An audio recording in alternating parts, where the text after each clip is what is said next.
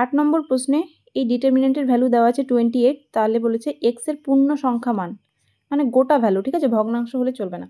তাহলে এখান থেকে আগে এক্সের জন্য সমাধান করব, আগে ডিটারমিনেন্টটাকে বিস্তার করতে হবে। তাহলে প্রথম রোয়ের সাপেক্ষে বিস্তার করলে পাবো এক্স স্কোয়ার ইন্টু এটা বাদ 4 দুগুণে 8, 8 বিয়োগ 1, 8 মাইনাস 1, মাইনাস হবে ফর্মুলার মাইনাস এক্স ইন্টু এটা বাদ 0 মাইনাস 3 1 3, 0 মাইনাস 3 প্লাস 1 ইন্টু এটা বাদ তাহলে 0 মাইনাস 3 দুগুণে 6, 0 মাইনাস 6 হয়ে গেল। এটার ভ্যালু দেওয়া আছে 28, তাহলে এটা ক্যালকুলেশন করলে পাবো 7x স্কোয়ার মাইনাসে প্লাস হয়ে যাবে 3x মাইনাস, আচ্ছা এখানে -6 আর এটা এদিকে আসলে 34 হয়ে যাবে, ঠিক আছে, -34 ইকুয়ালস টু 0। এবার এখান থেকে আমি অপশন টেস্ট করে দেখতে পারি যে 0 আসছে কোনটাতে। তাহলে এখান থেকে যদি অপশন টেস্ট করি, 0 যদি বসাই তাহলে 34 0 হচ্ছে না, 1 বসালেও মিলবে না, ছোট হয়ে যাচ্ছে।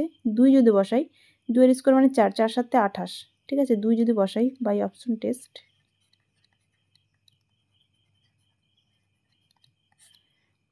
4 7 28 হবে প্লাস 6, দেখো 28 আর 6 34 হয় আর মাইনাস 34 ইকুয়ালস টু 0 হয়, ঠিক আছে, স্যাটিসফাই করছে। তাহলে অ্যান্সার কত হবে? 2, অপশন সি। এটাকে অপশন টেস্ট না করলে মিডিল টার্ম করতে হতো। মিডিল টার্ম মানে কত হবে? 7 ইন্টু 34-এর ফ্যাক্টর বানাতে হবে। তাহলে 7 ইন্টু 34কে আমরা 17 ইন্টু 2-এ ব্রেক করতে পারি। তাহলে আমাদের মাইনাস করে 3 মেলাতে হবে। তাহলে এখানে 17 আর 7 দুগুণে 14, 17 থেকে 14 বাদ দিলে 3 আসে, ঠিক আছে। তাহলে এটাকে লিখতে পারতাম 7x স্কোয়ার, আচ্ছা 14টাকে আমি এদিকে লিখছি, তাহলে আমার কমন নিতে সুবিধা হবে। তাহলে -14x প্লাস 17x, ঠিক আছে, এটা লিখতে পারি -34। এবার এখান থেকে কমন যাবে, তাহলে 7x যদি কমন নিয়ে নিই তাহলে x - 2 পড়ে থাকবে, এদিকেও x - 2 হবে। তাহলে এখানে কত থাকবে? +17।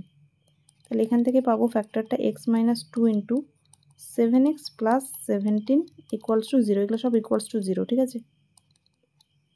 তাহলে এখান থেকে দেখো, এখান থেকে x এর ভ্যালু একটা 2 পাচ্ছি আর একটা ভগ্নাংশ ভ্যালু পাচ্ছি, কিন্তু যেহেতু বলে দিয়েছি ওরা পূর্ণ সংখ্যা মানে গোটা ভ্যালু লাগবে, তাহলে এই ভ্যালুটাই নিতে হবে।